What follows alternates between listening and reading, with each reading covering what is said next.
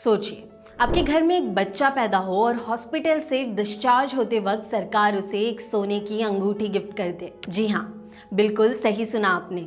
ना कोई lucky draw, ना कोई कॉन्टेस्ट, बस बच्चा पैदा हुआ और सरकार की तरफ से 1 ग्राम सोने की रिंग मिल गई। नमस्कार, मैं हूँ तमन्ना सिंह और आप देख रहे हैं मनी मंच।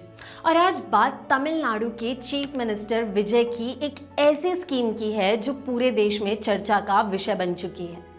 तमिलनाडु सरकार ने अनाउंस किया है कि गवर्नमेंट हॉस्पिटल्स में पैदा होने वाले हर नवजात बच्चे को 1 ग्राम सोने की अंगूठी दी जाएगी। इस स्कीम का नाम है थाइममान गोल्ड रिंग स्कीम। अब सवाल है, आखिर सरकार बच्चों को गोल्ड रिंग्स क्यों बांट रही है? दरअसल तमिल कल्चर में एक परंपरा होती है जिसे ताइममान सीर कहा जाता है। इस परंपरा में बच्चों के मामा नवजात बच्चे को आशीर्वाद के तौर पर गिफ्ट देते हैं। अब तमिलनाडु सरकार कह रही है कि वो हर नवजात के लिए सिंबॉलिक मामा की भूमिका निभाएगी और इसी सोच के साथ हर बच्चे को 1 ग्राम सोने की अंगूठी दी जाएगी। 22 जून 2026 से यानी सीएम विजय के बर्थडे से गवर्नमेंट हॉस्पिटल्स में पैदा होने वाले बच्चे इस स्कीम के लिए एलिजिबल होंगे। हालांकि इस स्कीम की ऑफिशियल लॉन्च 15 सितंबर 2026 को होगी।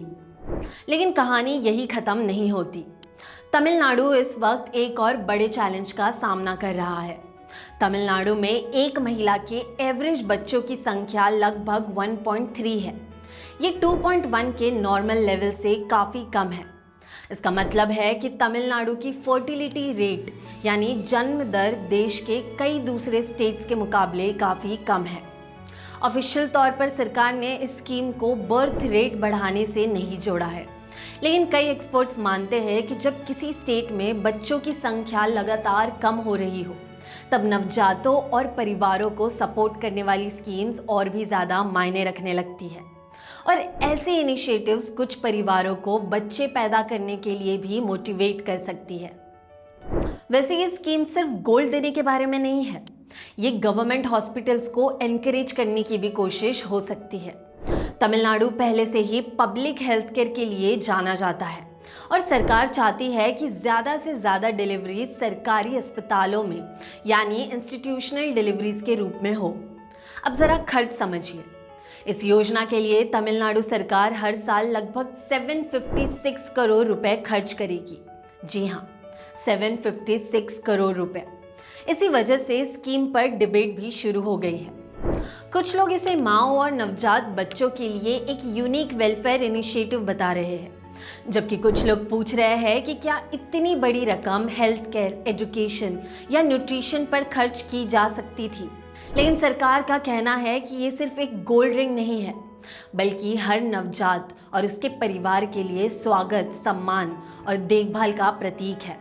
और एक और इंटरेस्टिंग बात, पॉलिटिकल पार्टीज पहले भी अपने नेताओं के बर्थडेज पर नवजातों को गोल्ड रिंग्स देती आई है, लेकिन पहली बार किसी स्टेट गवर्नमेंट ने इसे ऑफिशियल वेलफेयर स्कीम बना दिया है। यानी तमिलनाडु में कुछ बच्चे अपनी जिंदगी की पहली एसेट यानी इन्वेस्टमेंट के साथ ही पैदा होंगे, जो कि होगी 1 ग्राम सोने की रिंग। आपको क्या लगता है, क्या सरकार ने सही जगह इन्वेस्ट किया है या फिर 756 करोड़ रुपए का बेहतर इस्तेमाल किसी और जगह हो सकता था? कमेंट करके ज़रूर बताएं। ऐसे और वीडियोस के लिए लाइक, शेयर और सब्सक्राइब ज़रूर करें।